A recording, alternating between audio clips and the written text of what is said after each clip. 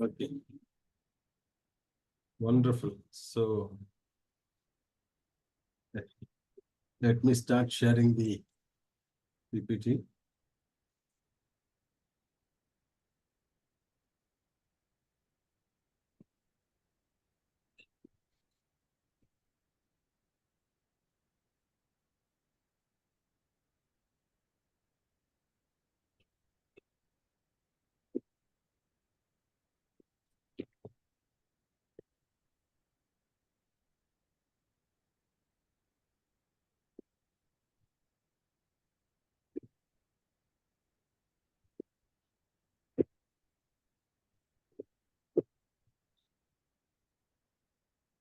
Is the sharing clear? You're able to see the? Yes, sir. Wonderful. Okay, lovely. So good afternoon, friends. Today is, I think, continuation of the previous session. And then we will also have another topic covered today. Any questions that you have from the previous class or previous session? No, No, sir. sir. Okay, then we will move on. Today we'll have to cover a lot more than what we did in the last class. So, what are the competency development essentials? Let us summarize from whatever we have done previously. Competencies for the assessment development center must be observable behaviors. That is what we have said. It cannot be observed. It cannot be measured by the assessment centers. The whoever is doing the assessment there, and competencies must be clear and easy to understand. I think don't make it too much of jargon usage and complicate matters for the participants. The behaviors associated with the competency must be documented in the organizational context. For competencies, you may require various other competencies in your, other roles. But then when you're talking about the development center management, we are specifically looking at what are the development related competencies specific to the organization that the individual is working at, what we are looking at. Yeah. Tell me, Mr. Michael. Yeah, please go ahead and ask me. What do you want? Yes, sir. Please go ahead.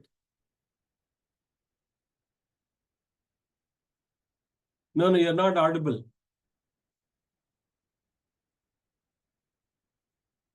Am I audible? He's saying he's asking you to be a bit louder. Might be he's having some kind of network issue out there. Sound is lesser in his end.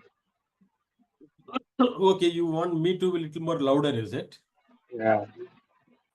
I will try to be. Actually, to be very honest, today is my fourth day of suffering from fever. Last Thursday onwards, I've been having high fever.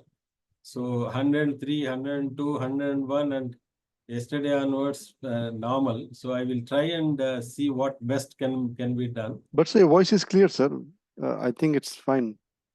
Generally, my energy levels are low. That I agree today. Partly because of too much usage of medication, my weakness is persisting. But still, I will try to do as much as possible. Is it better anyway now? Okay. All right. Okay. And now let's continue. If there's any such thing, please let me know. I will try to stretch myself. Okay. So whatever happens in the development center, it has to be documented. One, for the purpose of the organization's requirements. Number two, there's no secret between what happens between the candidate and the development center.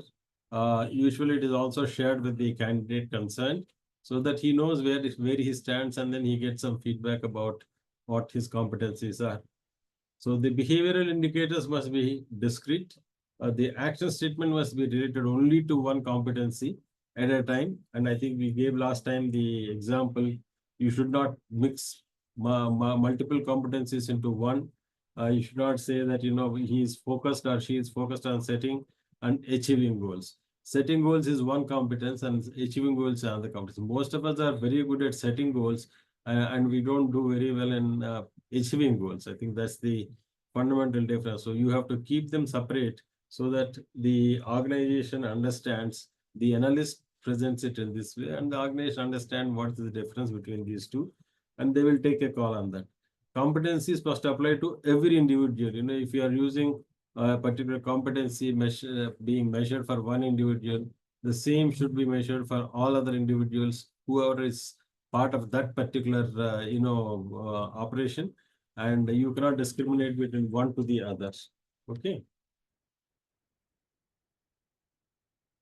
Now, this is, I don't think we have covered this in the last class, so this is a continuation to what we have just summarized. A competency model basically describes the combination of knowledge, skills, and characteristics needed to effectively perform a role in an organization, and is used as a HR tool for selection, training and development, compensation, appraisal, and succession planning. All these things can be effectively used they all can be used by applying the competency model. Now, it includes both innate and acquired aspects. It is a pyramid built on the foundation of inherent talents, incorporating the types of skills and knowledge that can be acquired through learning, effort, and experience. Now, look at the diagram here. At the bottom, you have aptitude, personal characteristics. Then above that, you have the skills and knowledge, and top of it is behaviors. I think the most important part of it is a behavior part. Skills and knowledge can be relatively easy to measure. Aptitude and personal characteristics can be measured. There can be some subjectivity, but the biggest challenge will be on measuring the behavior. For a competency model to be successful as a HR tool, competencies must be defined very clearly. And if you are not defining clearly, there can be some interpretation issues and a lot of subjectivity can creep in. So the biggest challenge in implementing the competency models are this. How do you define competency, and will it mean the same thing to everyone? And how do you go about measuring them is the biggest challenge. Although the innate characteristics are fixed in a person, for most part, behaviors can also be modified. All of us go through some behavior modification for various reasons. In the case of in the context of an organizational employee, the behavior modification can happen because you want to secure a job, you want to get promoted, you want to get into some better earnings and all that. So you have some compulsions which are essential for you to modify your behavior, and therefore you change your behavior for enabling the organization take a cognizance of your improvements and then reward you accordingly. Now, this is an example of what competency model can be. Now, for example, you are looking at a sales competency model. For a salesperson, what are the competencies? These competencies are present under different heads. Now, for example, in the personality, what we have discussed earlier just now, under the personality, now a salesperson obviously has to be assertive. Then he should be competitive. He should be self-sufficient in his knowledge of the product, and high emotional stamina and high energy levels. A salesperson requires all these at the personal level. So for each one of them, there's a clear definition of what is competitiveness: desire to win and to achieve and surpass goals. He has to have the fire in him so that, I want to be a winner. That winner instinct is very important for a salesperson. If he doesn't have that, I think it's difficult for any salesperson to survive in that particular area. Self-sufficiency basically is ability to work independently and maintain one's motivation. He should not be too much dependent on back office and the senior officers of the department. It may be all right in some finance department where you are desk-based operation, where you are already always have the access to the senior officers.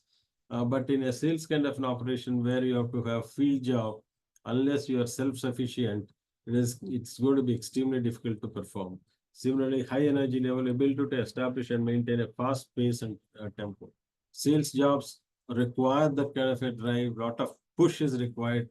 So that cannot come from any external source. You have to have self motivation and high energy levels. Yeah, you have any problems still? Okay. All right. The second competency that we are looking at is the ability, mental ability, divergent thinking, and quantitative reasoning. Mental ability is ability to deal with multiple issues and details, alertness and learning capacity. I think this is one important competency that every salesperson should have, because his job is only to see how to close a deal, how to close a deal. It is not how much time you engaged with somebody, how much time you've discussed or negotiated. At the end of all that, whether it is a short-term engagement or a long-time engagement, can you close the deal? And that requires, coming with some innovative ideas, which requires a lot of mental alertness of the salesperson, and he should be able to quickly learn what are the needs for which the customer is looking for a particular product. So the way the customer is looking for, the needs of the customer are, the salesperson has to be flexible to present it in a way that it appeals to the customer. So you cannot have one size fits all in this sales job. So for each customer, you have to see how to customize your presentation of the product features, payment, all that, and see that the customer is willing to close the deal. Then divergent thinking is ability to see and think beyond the obvious and formulate original solutions. So these are all examples of how a competency is very, precisely defined, so that whoever is the person using this model, they understand and interpret it in the same way. These are all the examples. Then, of course, knowledge, what kind of a knowledge a salesperson should have. For example, a financial analysis, he understands the financial impact of decisions on the customer satisfaction, and the company. Now, whether it's selling of a luxurious car or a flat in a city, or buying a product, consumer durable, you must be able to convince the customer from the financial impact perspective, and that requires a sharp mind in terms of understanding the numbers and their implications. Then he or she should be computer literate. Product knowledge should be very high. He must be able to explain the product and its services very well to the customers. And competitive environment, that is knowledge of competitive forces and how the company stacks up against the competitors. I think that is very important. Obviously, anybody who is buying a product, even if you want to buy a consumer, not durable consumer product, you are making so many comparisons today in a supermarket. Because you go to a supermarket, you have some 150 varieties of biscuits, 150 varieties of soaps. For everything, there are so much of choices. Customer is inundated with so much of choice. For a low cost item, routine items, it's okay. You can buy this month and discard it next month. But in consumer durables and things like that, you need to have a long-term approach. Therefore, you have to understand the competitors' products and try to sell your product in terms of projecting the positive features of your product, rather than just so therefore you have to have the understanding of the competitor's product as well before you present it to the customer from your company's perspective. Skills, basic selling skills, problem solving skills, presentation skills, coaching and training skills. So these are all the competencies for the salesperson. And for each competence, you give a clear definition, then it becomes much easier for anybody to rate the sales, the person who are being evaluated in the development center. Now, let us understand the sales, the understanding the competencies from the person, keeping or looking at it as a iceberg model. This is a typical iceberg model where what you see in the surface and what you don't see in the surface are very, very important. So competencies are component of a job that are reflected in behavior that is observable at workplace, which is already known to us. The common elements most frequently mentioned are the job. Case is basically knowledge, skills, abilities, and aptitudes, personal suitability, behavior, and impact on performance at work. Now we will look at more in detail the Spencer and Spencer's, the iceberg model of competency mapping. So just let me finish this, then we will go to the iceberg model. Now there is another model which is called repertory grid model. This is also used, but then not so much used because of its limited applicability and the complications in implementing it. It was, the development was done by George Kelly. He is a scientist, basically psychologist, and it is based on the theory of personal constructs, theory of personal constructs. This theory emerged from his work on counseling the students in the US universities from 1930 to 1940s, and was first published in 1955. I think it's after tremendous amount of experimentation that he has done. He has come out with this model. So it is a research tool that elicits the underlying constructs people use to interpret what is happening around them and inform their decision making, right? A new grid is developed for each interview. That is, for each person, you have to develop a new grid, and there are some questions by which you answer, and then based on that, you make an interpretation. So what are the essential elements of repertory grid? First, you must have a theme. For example, your theme must be, let's say, for a training and development professional, competencies of a trainer in an ABC corporation. What competencies are required for a trainer is the question that you're asking, and your interview will be, around the topic related to what you have finalized. Then themes, examples that illustrate the topic. Now, it can be specific incidents, people, or events. It can be chosen by the interviewer or the interviewee. Based on that, you develop your constructs. Now, construct is basically, it is a reference axis. I'll show you what these constructs are. For example, here, look at this. Here, for a certain job, the constructs are, 5 constructs are shown here.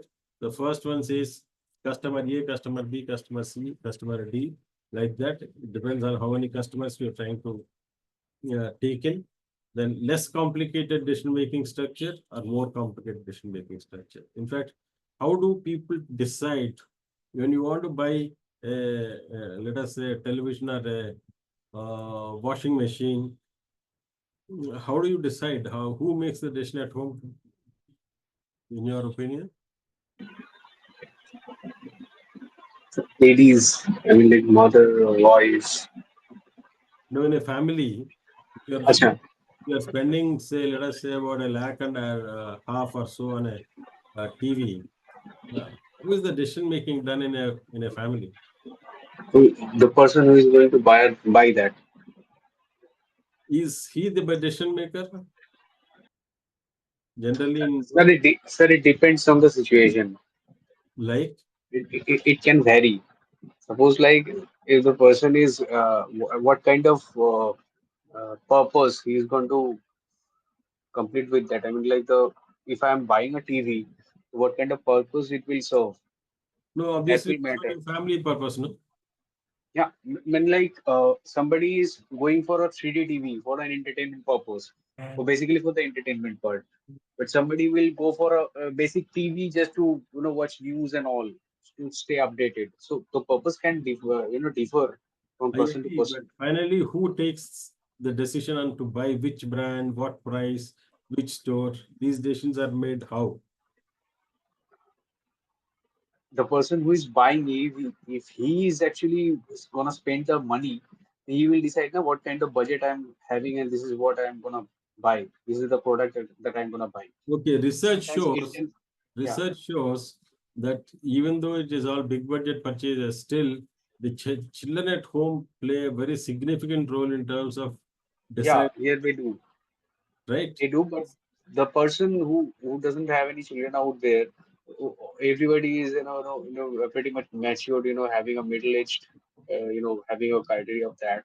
In that case, they will look for the purpose of that buying the TV.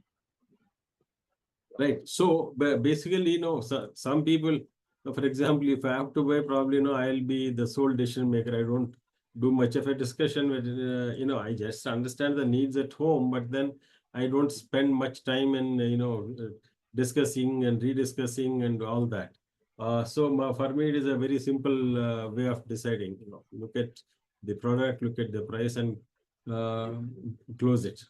But as you said rightly, some families, they have to make multiple visits, multiple demos, children, wife, all these people play a role. So that's a complicated decision-making structure. So these are the kinds of constructs that you prepare, and you rate them on a scale of 1 to 5. For each customer, it will be unique.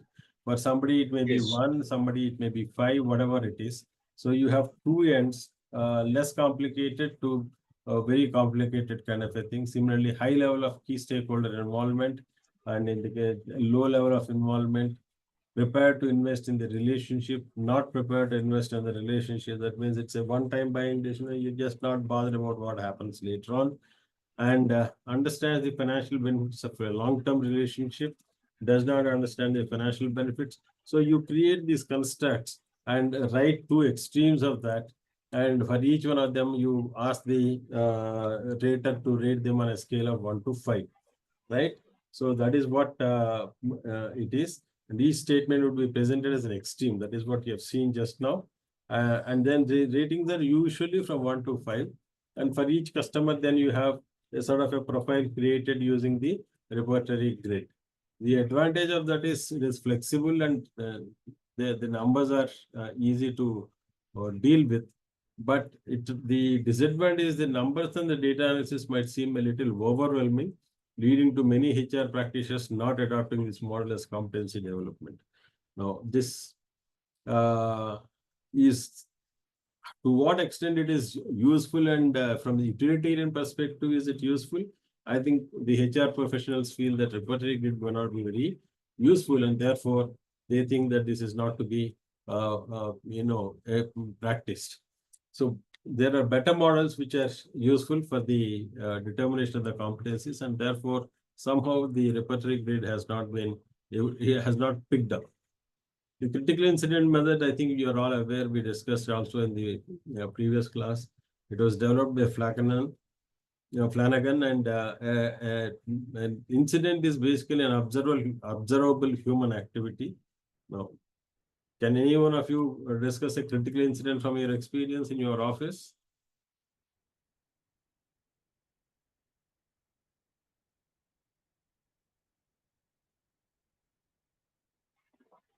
So, can you look at the question?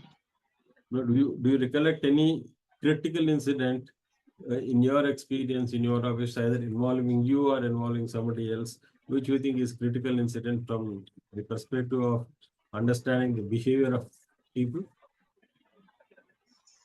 Any one of you can share.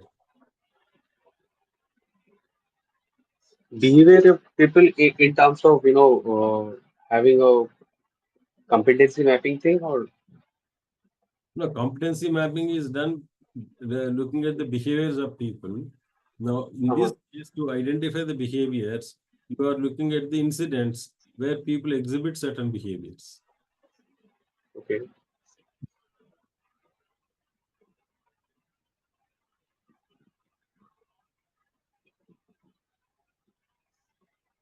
Okay.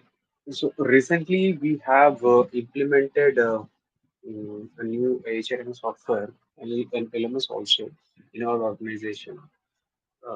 This Adrenaline Max 2.0 that we have implemented recently in our organization, their LMS is also included in that. So as we are dealing with field executives in a Salesforce management part, the challenge comes here is like they are having different kind of backgrounds. Somebody is a graduate, somebody is having matriculations only, somebody is having masters also. So in that case, getting them aligned with the entire process when we are delivering any kind of training session or we are scheduling something within the LMS, so aligning them with that particular thing is quite challenging for us. Suppose somebody is okay with that because they are much more technically advanced. It's like, yes, I'm having my handheld device with me. I can access through the app. I can go with the LMS part and I can complete it. The challenge comes over there. Those who are not that much versed with the technical part, they are having the challenges over there. Oh my God! Now I'll have to do everything within the LMS. There is nothing manual. So earlier we used to take sessions through the Google Meet and all these things. So nothing is on the system. Right now everything is on system. We'll have to schedule the entire batch within the LMS only. They will have to access through the app, mobile app. So there the challenge comes. People reacts to that, and even though we receive a feedback from the reporting manager, it's like, can we get back to the old practice? It is getting too much heavier for these people to get understand or to get accustomed with this new process.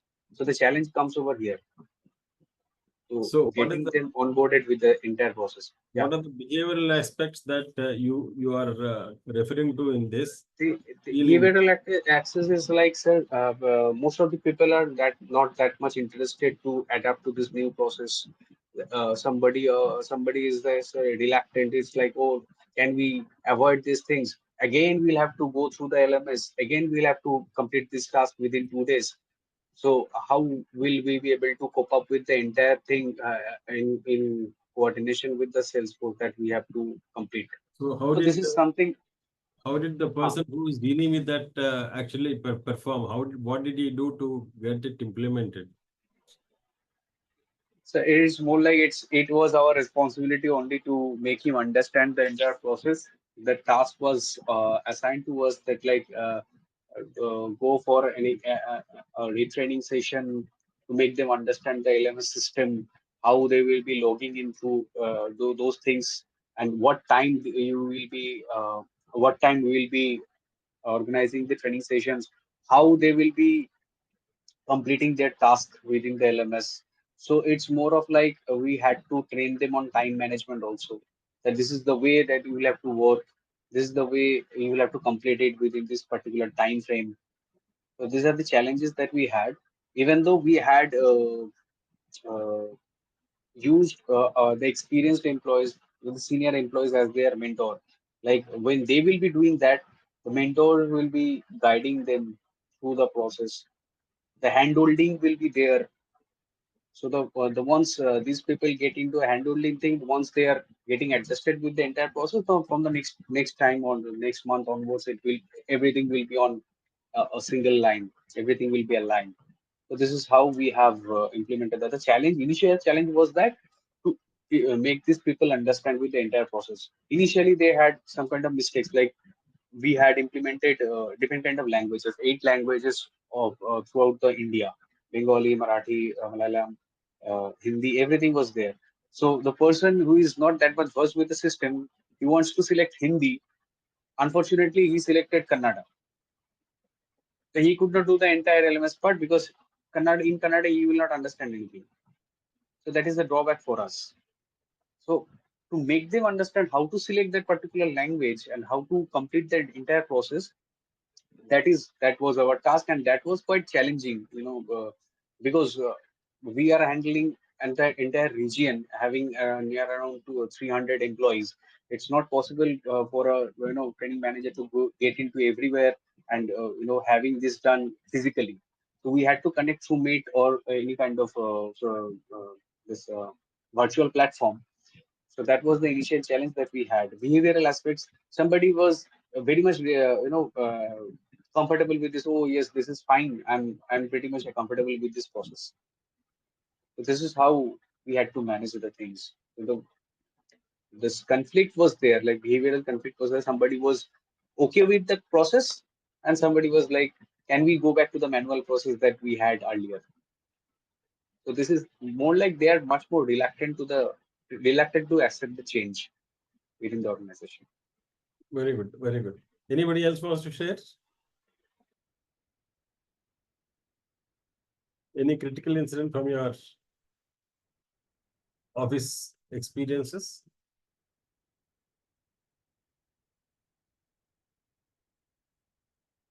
Okay, let's move on.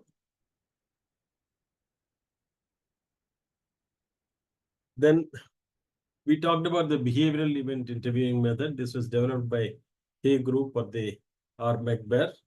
How they define competencies is important for us to understand. The underlying characteristics which enable someone to perform a job better in more situations, more often, with better results. I think that is what their definition of competencies is. Competencies are those factors that distinguish the best from the rest in a given job. Actually, competencies, if you want to really look at the way the Hay group looks at, you should be better than the best. That is what they're looking at. This we have talked about the iceberg model. Essential competency components according to the model are represented in the iceberg model. The model we'll see in the next slide allows to specify the behaviors that lead to the success and helps better understand the context associated with insufficient behaviors, feelings, thoughts, and attitudes. I think let's straight away go to the iceberg model. This is how it looks like. Now, the top of the what you are able to see, what you are able to visualize are the skills, knowledge, and experience that can be seen. Underneath, there are several other things which are important for you to identify the competencies which are important for the human performance in the organizations. Therefore, we are not going to touch about the three top what are obviously seen by everybody: the skills, knowledge, and experience. Well, let us understand. So there only two parts are there. Either you have I cannot or I can. I don't know and I know kind of a approach. But it is important to deal with the remaining four: social roles, values, self-image, traits, and motives. So these things we will understand a little more in detail, so that you will be able to understand what are the competencies that are required in a job, and how difficult it is to actually decipher these competencies, right? Social roles, basically, how you see yourself in a society. Now, that is a tough question. How do you see yourself in a society is a very challenging question. Most often, we don't even answer this kind of a question. We don't even reflect on that. How do I see myself as a part of a society? Do you reflect on that?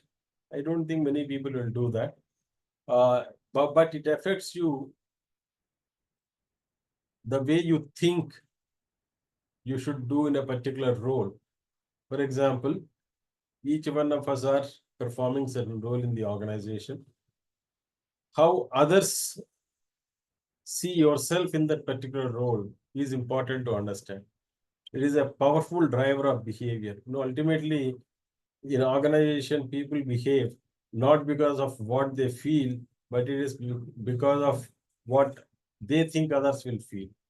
That is where the behavior keeps changing, because you are not conscious about if I am to be clear about what I am, maybe quite a few things I reject, I don't like, I may not accept, I may not even endorse some of the things in the organization.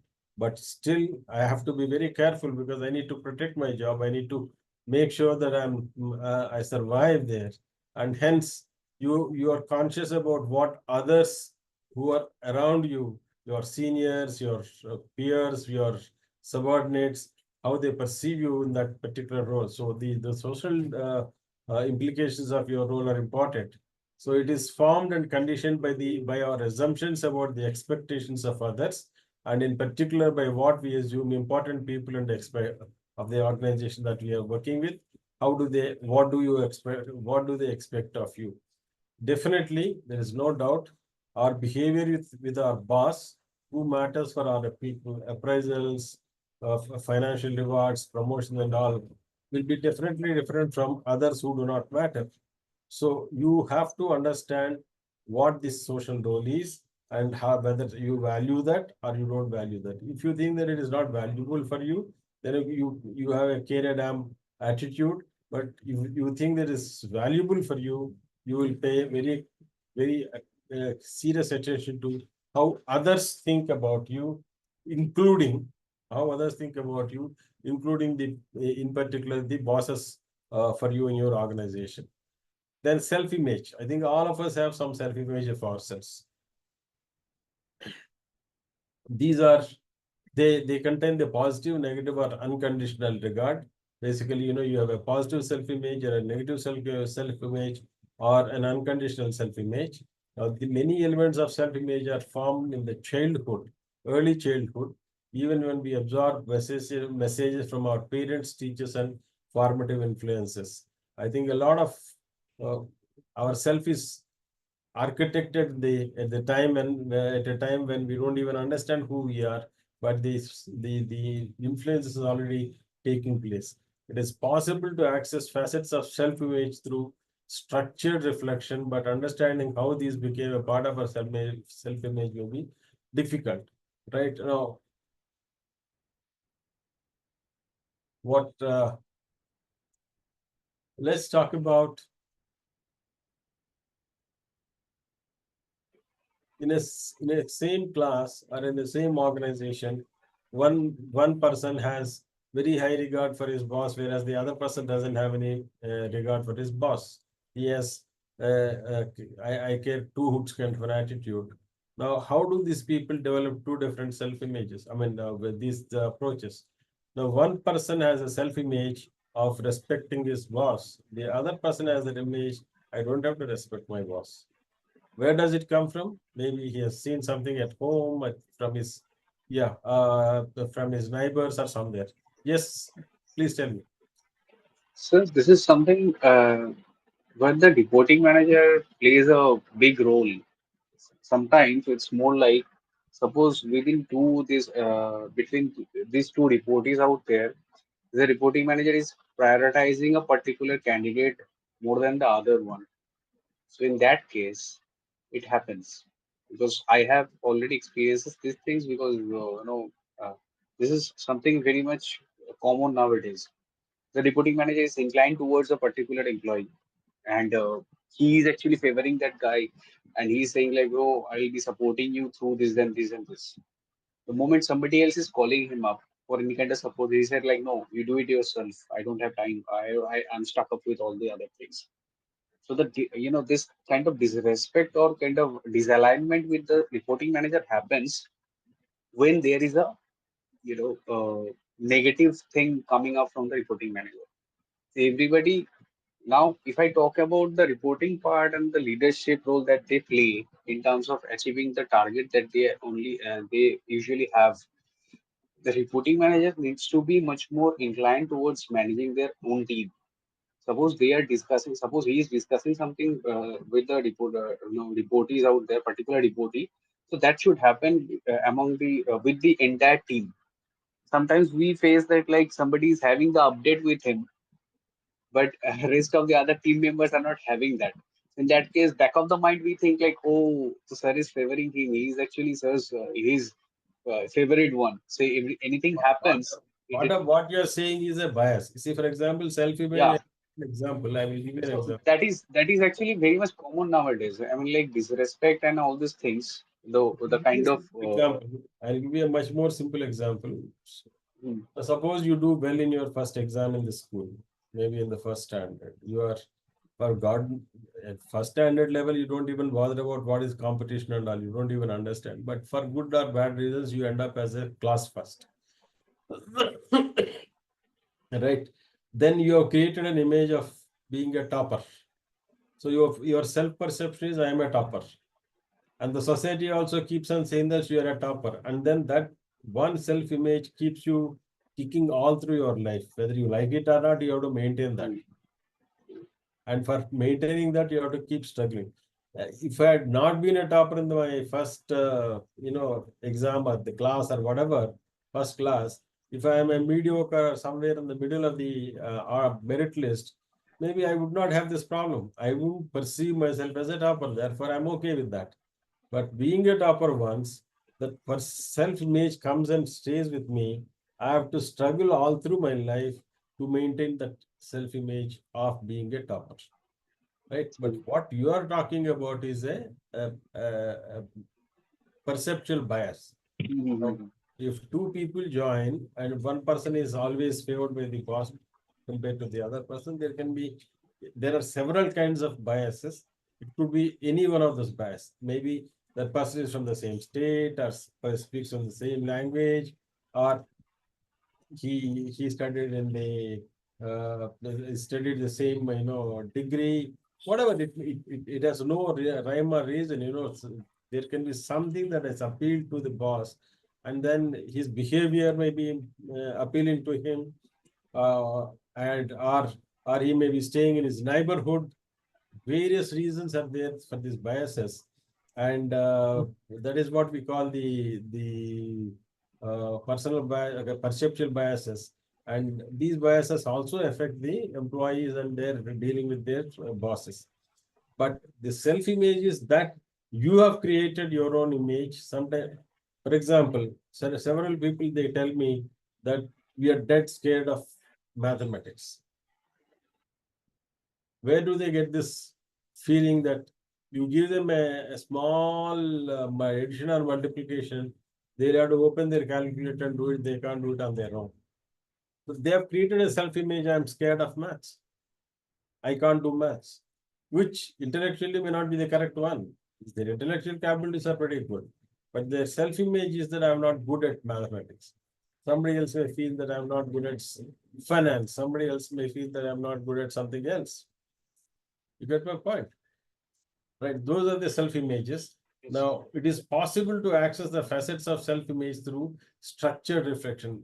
If somebody is not able to do good in mathematics, where did this come into his thinking that I cannot do mathematics?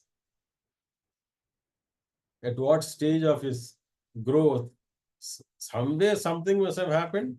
Maybe in a certain situation, his class teacher must have shouted at him and saying that you are fit for nothing, you can never learn maths. Possible. Where unknowingly the class teacher in his angry mood may have said that, and that comes and stays with him, and he creates a self-image. I am not good at maths. Or somebody says, oh, you are a great organizer. You can organize things well. So his self-image is, I am a great manager. Right? Now, the sense of positive self, which is driven by what we think is respected by our parents, teachers, or environment in which we find ourselves. Now, several of these self-images are formed by our own actions and the appreciation or the reprimand that you get from your community or your surroundings. Suppose you beat some boy in the school on a certain day, and then you are branded as somebody who is rash. He is very aggressive. And then that self-image may stick with you, and you may be living with that for a longer period of time. So sense of negative self-image that we wish to hide from the world, right? Sometimes you don't want the world to know that you are impulsive, where you are weak in certain some things, you have some you are incompetent in doing certain things. So these are the negative self-images, and you normally like to hide these things. Generally, you don't want to get yourself exposed.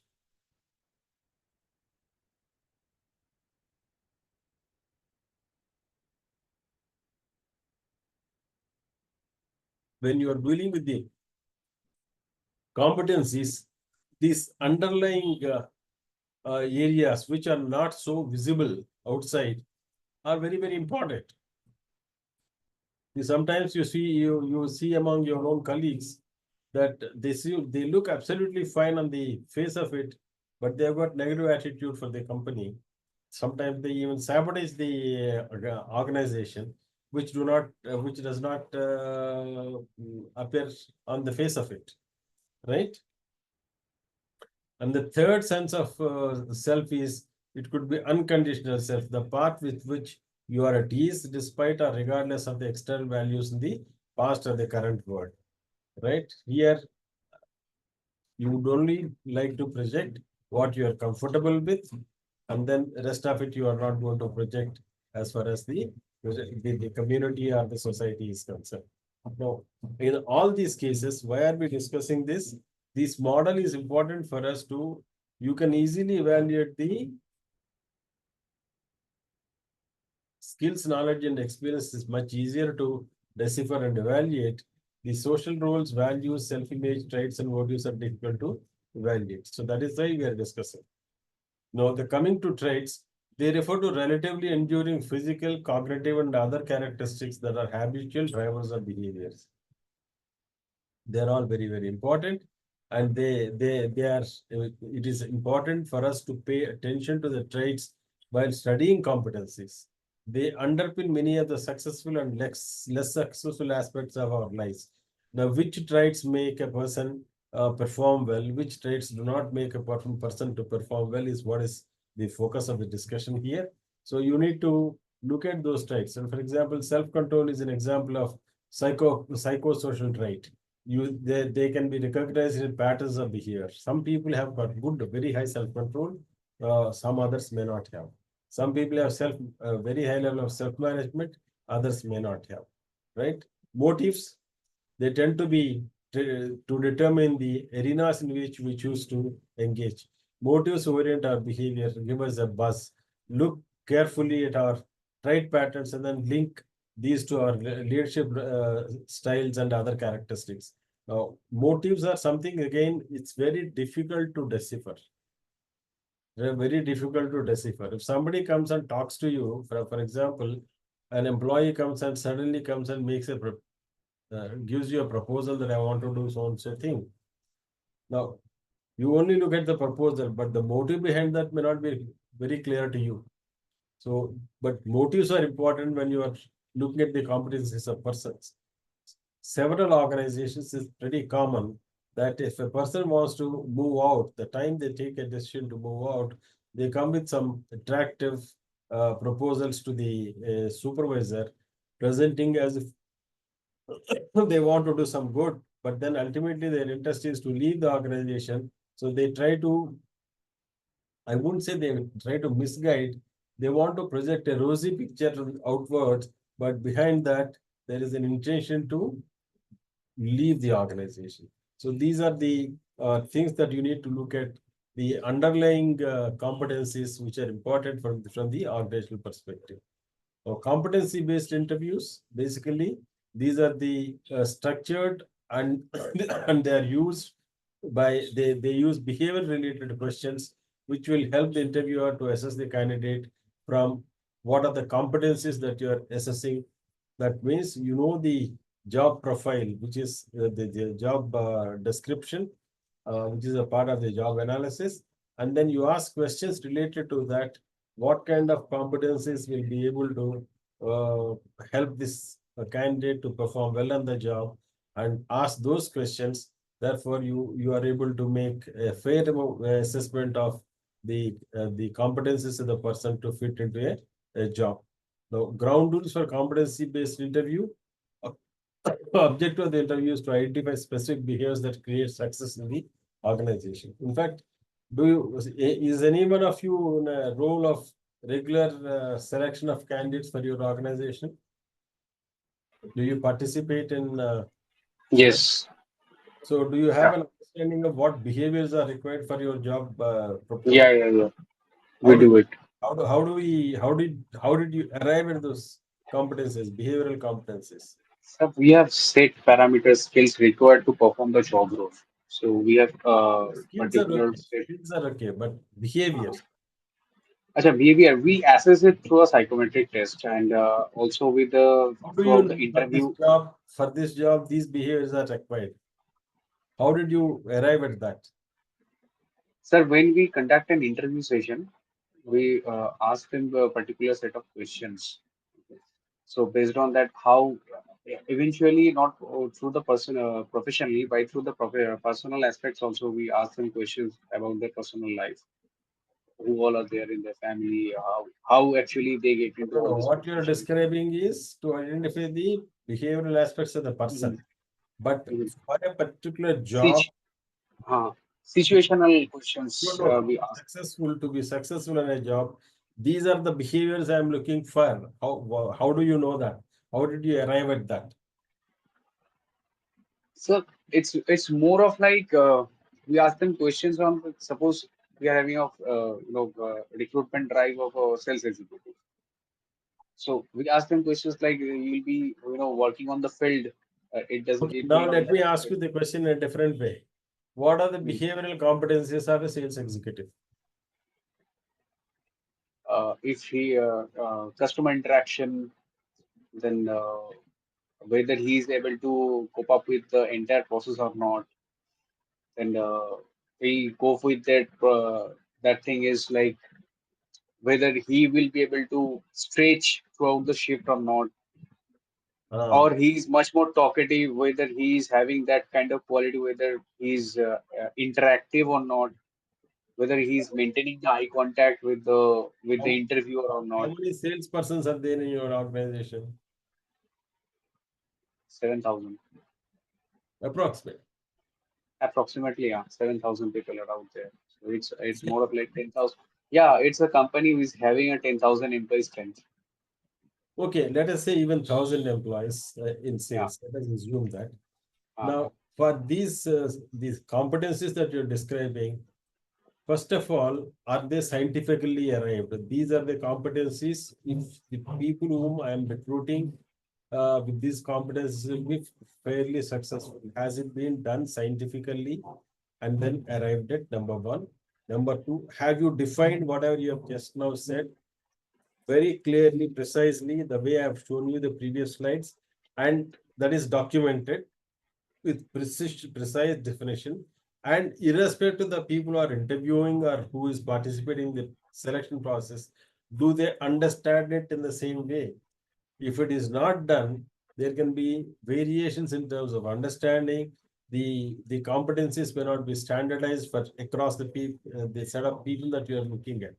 So while what you are saying is the processes for interviews may be focused on identifying the behavioral aspects of the candidates, but what behaviors are required if you have a piece of paper, and what behaviors people have got, you have a report from the assessment center or a development center and your own interviews, then you can do the matching. But if the first document is not there, it is through memory or through somebody's experience, they are trying to extrapolate it to the job and say, okay, this guy may be all right. So what the competency mapping tells you is that you arrive at the competencies required for a particular position, maybe sales manager, sales executive, production executive, whatever it is. And that you have to do using a scientific approach, and then you start assessing the candidates to fit into the job.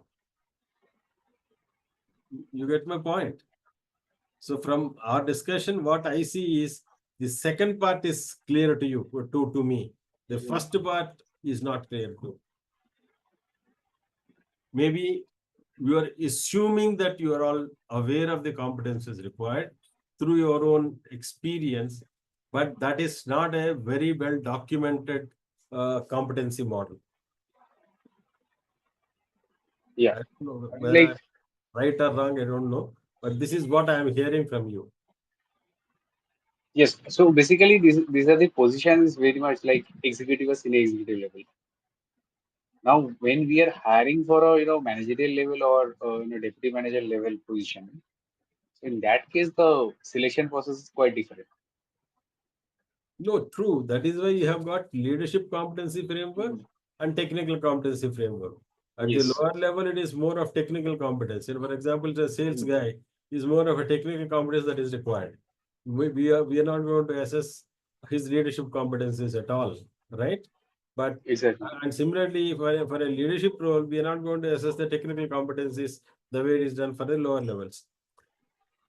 In essence, what I would like to share with you all is that whatever we do in competency modeling, it has to be thoroughly, the competencies have to be arrived at after thoroughly studying the from job analysis and doing some scientific approaches, and then document it.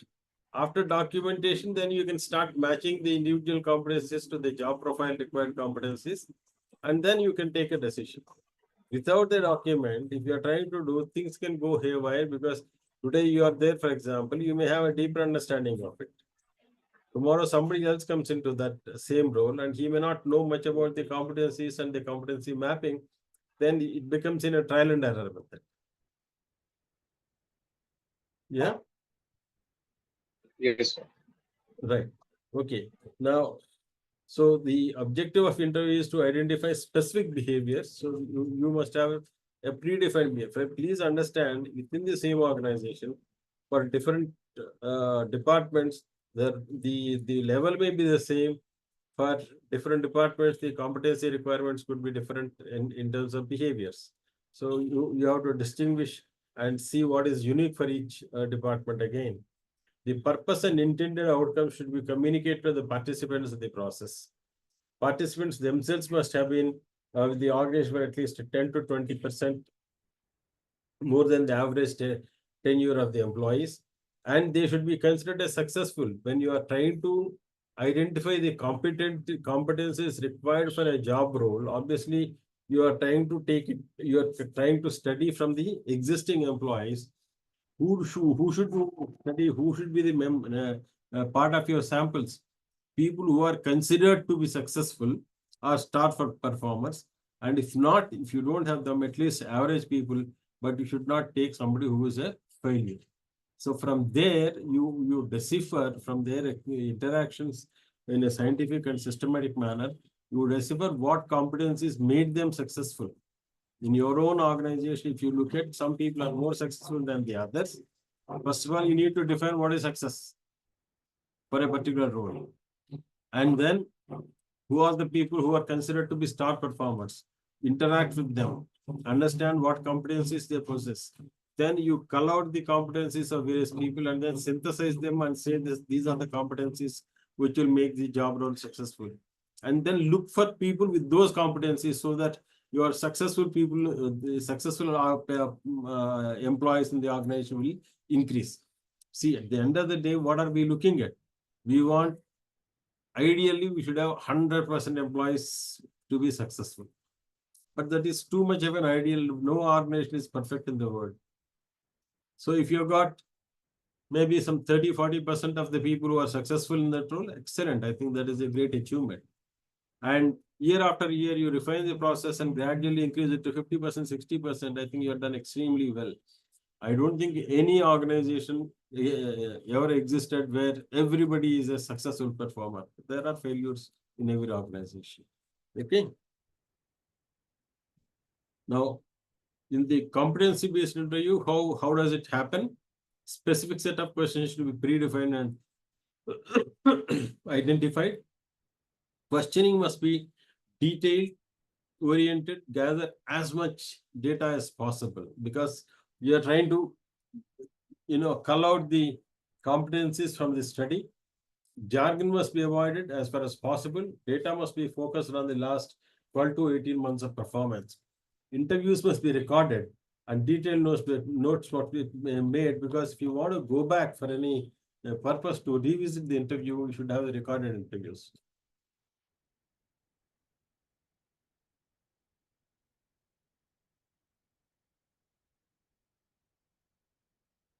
Notes of several interviews should be collated, analyzed, and tends to be identified. That is where, the clustering of the interview related outcomes will, if you cluster them, you will gradually come to a very clear identification of some the competencies. Samples of behavior should be classified and clustered into competency names, giving them a name tag. Difference between excellent, outstanding performance behaviors vis-a-vis average performance must be analyzed for frequency of behaviors and intensity of behaviors, so that what behaviors are making somebody excellent performance is clear to you, and routine, random, insignificant, or repetitive behaviors must be removed from the list of the behaviors. So by doing this, study through behavioral based interviews, you will identify what behaviors will make a person successful on the job, and you probably will try to identify people with those behaviors so that your chances of employees being successful on the job are increased. Now, what is the relevance of competency model for L&D professional? It benefits L&D professionals a lot. It establishes a base framework to hire the right candidates. Training and professional development activities are cost-effective, goal-oriented, and effective, productive. Enable employees to achieve a high level of success in the efficient manner. Records of the employees' acquisition of skills, knowledge, safety, and other procedures relating to success in the task. Reduces cost overruns caused by poor performance or miscommunication of job expectations. Improves communication between employees and the management. Increases internal employee mobility. Establishes a framework for constructive feedback by management and scheduled training and performance appraisal interviews. So you as a L&D professional will play a very significant role in effective implementation of competency rule. That is what basically we are trying to highlight. Now, it helps you to classify the job standards for performance appraisals, outlines this employee development and promotional paths within the organization. It sets clear performance expectations for the employees, enabling them to make better decisions and work more efficiently. Actually, if you are able to, in your own case, what you have said, Debian, if your salespersons know these are the behaviors that are going to make me successful, and they are aware of them, and they cultivate those behaviors by themselves and partly through your own training and development efforts, and they become more successful and more productive, it benefits both the individuals and the organization. So whether you are able to give them the orientation on what behaviors are expected from them, how if they don't have it, how do they develop those behaviors, and what ways and means are there to promote those behaviors. If you are able to share with them, I think the organization benefits a lot, definitely along with the individuals. So it provides clear direction of learning new job skills, offers a reference source for day-to-day requirements, increases the potentials of job satisfaction, provides a mechanism for catching the employee's abilities. So there are so many benefits are there, and yet competency models are not very frequently used in many companies because of the cumbersomeness and the complexity involved in writing the competencies. So that with that we have completed the first topic. What we will do is go to the next topic. We will have to complete that also today. But it's a short presentation, not to worry. So we will be able to do that. 1 second. Super. Not some messages. Are there some messages? A little louder, could be louder. Children. Okay. Okay. All right. So the second topic is basically the technical competency framework. So as I told you in the very beginning, that this entire course has two competency frameworks. One is technical competency framework. The other one is leadership competency framework. Technical competency framework is for the technical people, whereas for the managerial and executive cadres, this is the leadership competency framework. So we will see what this technical competency framework is and how one can, develop that.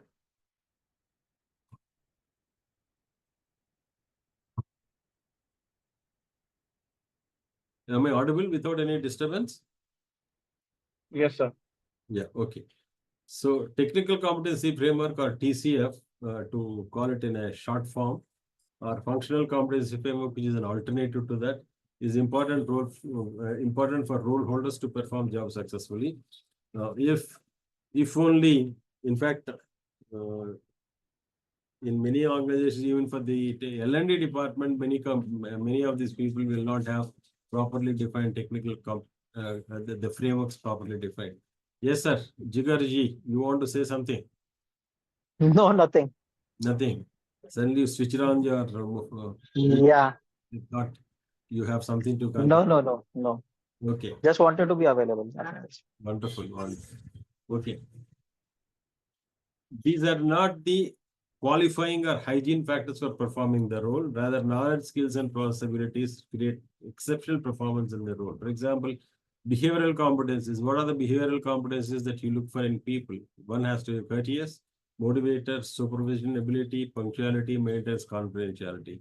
If these are not there between you and your boss, you will not have any trust. Technical competencies can how to troubleshoot the problem, analytical, safety compliant, can fill out reports. Those are the kinds of technical, I mean, these are only indicative, they are not exhaustive. So don't think that only these are the technical competencies, they are just, illustrative, that's all. So most commonly applied is at the lower levels, and therefore their applicability is very limited. The reasons, individual contributors who typically operate at entry and junior levels must have specific knowledge, skills, and process abilities to succeed. And therefore, you don't spend too much time on their technical competency framework. As employees grow through the hierarchy into general management level, then they will be falling into the leadership competency framework. The TCF therefore has limited application in the organization. Nevertheless, it is useful. Now, how many are you all aware of the AD model? All Yes, of you sir. are aware. Yes, sir. Very good. So, of course, this was developed in the 1970s in Florida State University, and it stands for Analyze, Design, Develop, Implement, and Evaluate these 5 stages. Now, what we try to do here is we try to integrate AD model and the TCF. Therefore, you have a sort of a hybrid which gives you the final outcomes which are desirable for the organization. Now, how are we integrating? Let us look at that. Analyze. The foundation work for designing and developing the technical or functional competencies AD, because that is where you develop your basic framework. Conduct a detailed job analysis before understanding the knowledge, skills, and process abilities required for the success of a role in a particular role. Now, you see, time and again we keep coming back to the job analysis, and I don't know how much of you have done a job analysis. Have you done enough study on job analysis?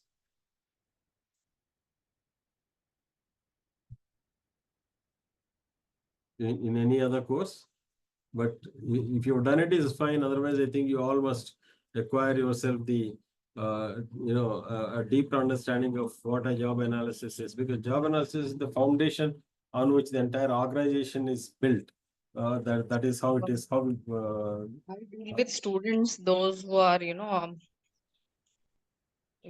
which are going to place. So we take boot camps to let them understand the JD. So that is what you're talking about, job description, about the company, job description, what are the requirements. what is job description? But So, then how this does we it take. get done? How does it get done?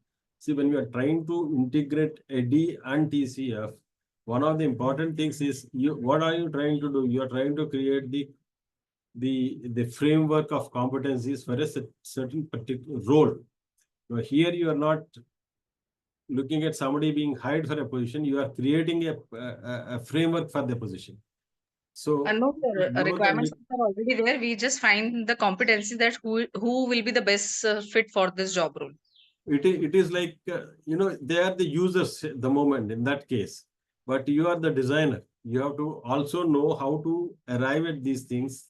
It is like some people can drive a car. Some people know how to design a car, right? Now here you are talking about designing, not using a car or being a driver. All right, sir. Okay. Thank you. Right. So you will have to make a sort of a deeper understanding of the job, and for which you require the mechanics of job analysis. Mechanics of job analysis are necessary for you to be able to create a good job technical competency framework integrating the AD model. So link map each job's responsibilities to knowledge, skills, and process abilities needed to perform the job successfully.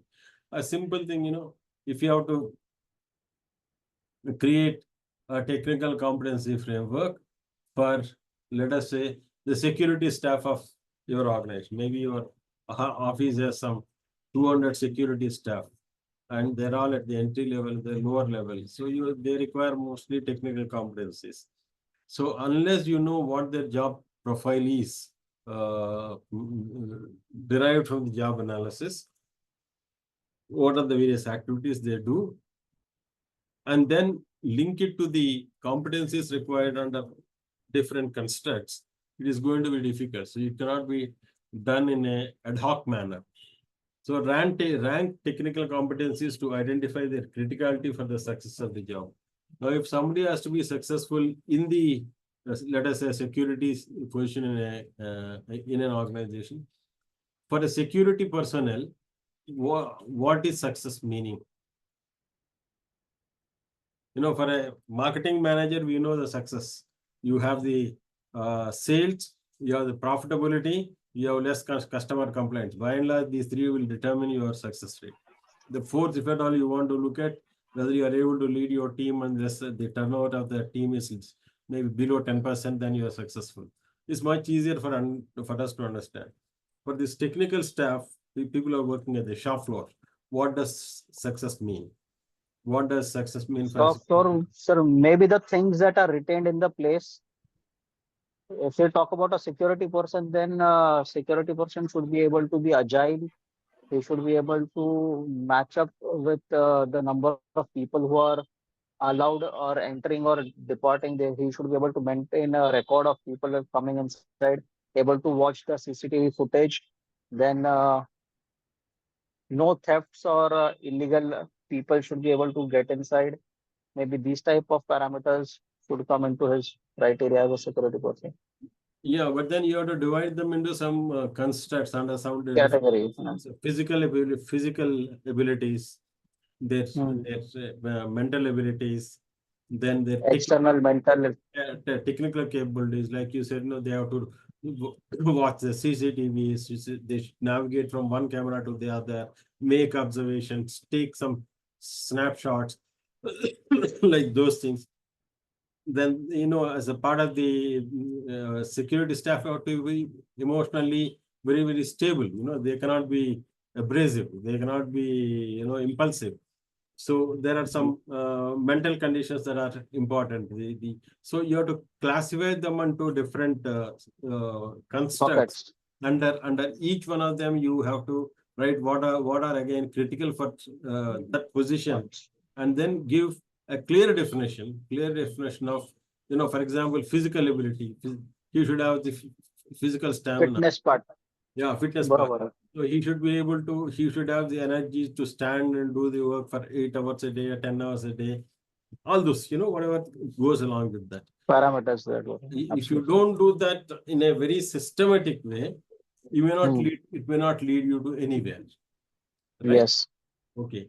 Then what knowledge, skills, and other possibilities, you know, although that's the lowest level that you are looking at in the organization, but still they must have some educational qualification, some knowledge. Basic communication knowledge and basic reading, writing skills are required. And more important, the security personnel also have to understand, have the knowledge of, you know, for example, in case a fire breaks out in the organization, they are the first people to run.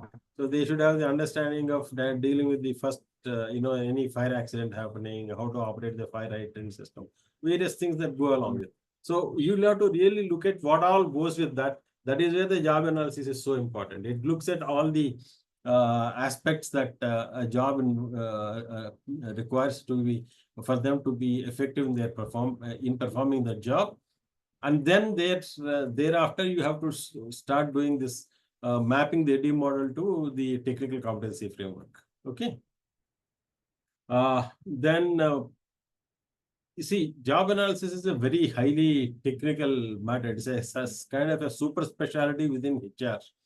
And most of the HR men who are doing their routine HR job in the organization may not have the competence to do the analysis in the way it is required. And hence, companies, they hire the specialists in job analysis and they employ them for doing this kind of a work. and they give it, they come from a third party perspective. They are independent. They're not influenced by their preconceived notions, and they don't have to change any of their views. They'll just go as per the situation, and therefore it is much better in terms of qualitatively. It is much better presentation of the outcome than some internal employee doing it. When you are doing internally, getting it done through internal employees, you may have some biases, right?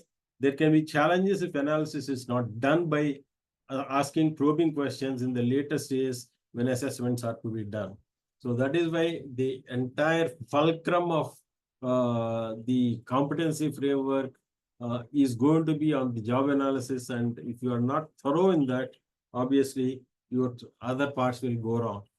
Now, what are the examples of technical competencies for a business development manager?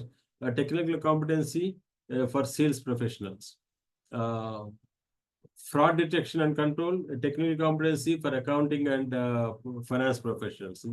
The technical competencies required are those critical. It's not that only one technical competency is required. This is an essential technical competency for that particular role. So if you're a sales professional, you must have your eye on the business development. Now, under business development, there may be other subcomponents that depends on the context, the product, the company, and all that. And for IT professionals, database administration and which platform to use, how to do the architecture of the database and all that. So these are some examples of technical competencies. Now, next we'll come to the designing. The second part is design. Subject matter experts are consulted to understand each knowledge, skill, and processability. One second.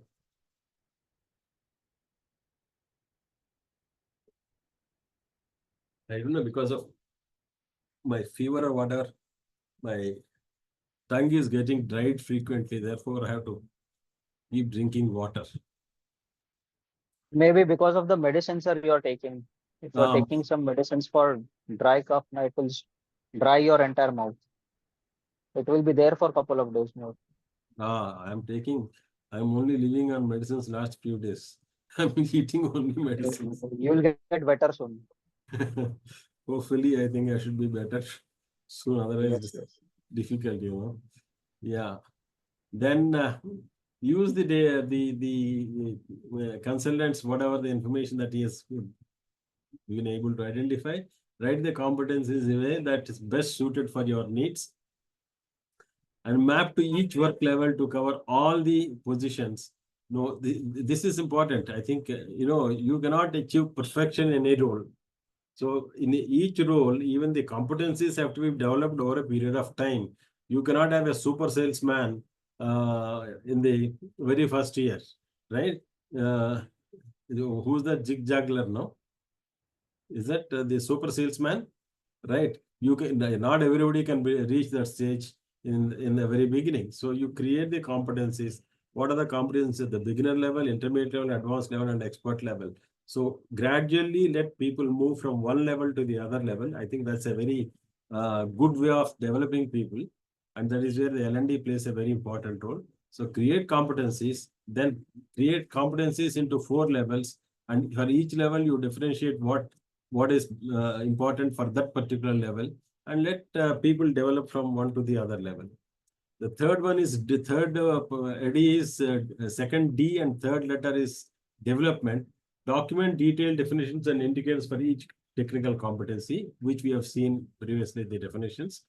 Make it easy to understand, flexible in usage, and specify to understand the capabilities of individual for the role.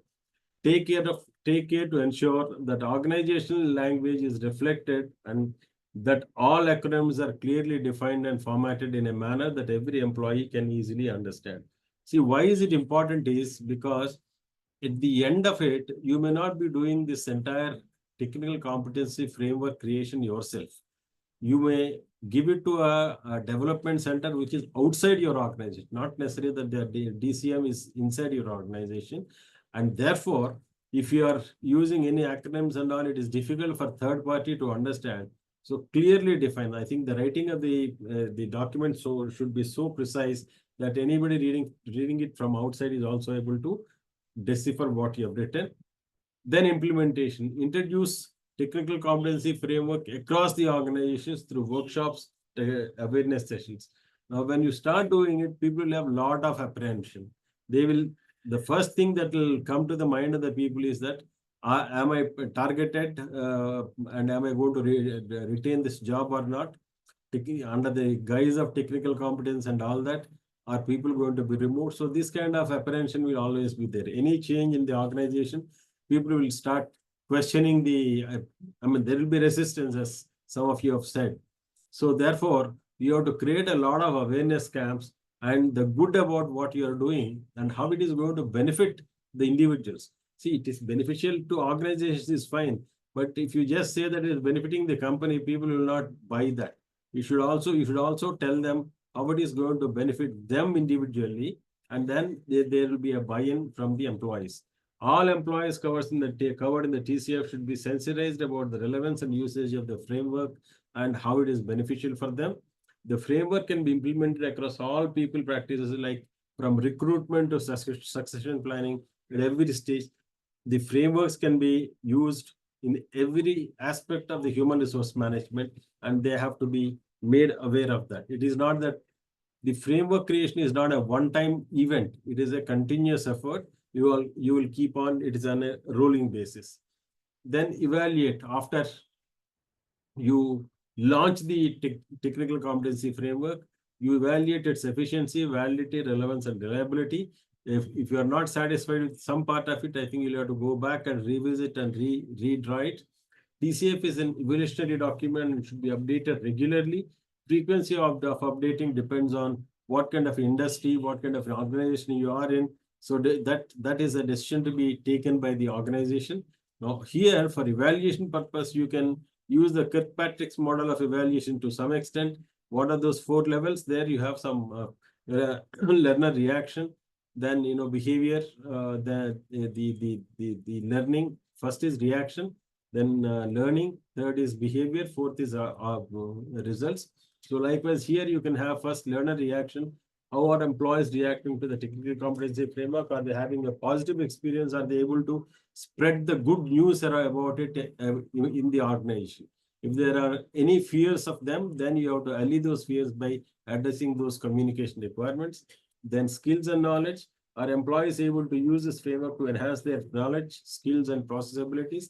I mean, if the people feel that technical competency framework is empowering them, most of your problems are solved. If they don't get that feeling that I'm empowered, then you are continuously chasing the things which are not relevant to your competency framework. Then behavior and performance. Are employees performing better on the job as a result of the TCF? If they are performing better, that you have to celebrate the small successes in that, so that the message goes across to the people and to the organization that this is working. The organization operating more efficiently and probably due to deploying TCF. Conduct an return on investment assessment, and if the return is higher than the investment made, I think then you are successful in doing it. I think this is the second topic. We are almost close to the time. So if you have any questions, please ask me. I will share the slides of these 2 topics today or tomorrow to the national headquarters, and they will circulate them to you. Yeah. Okay, Any sir. questions? No questions?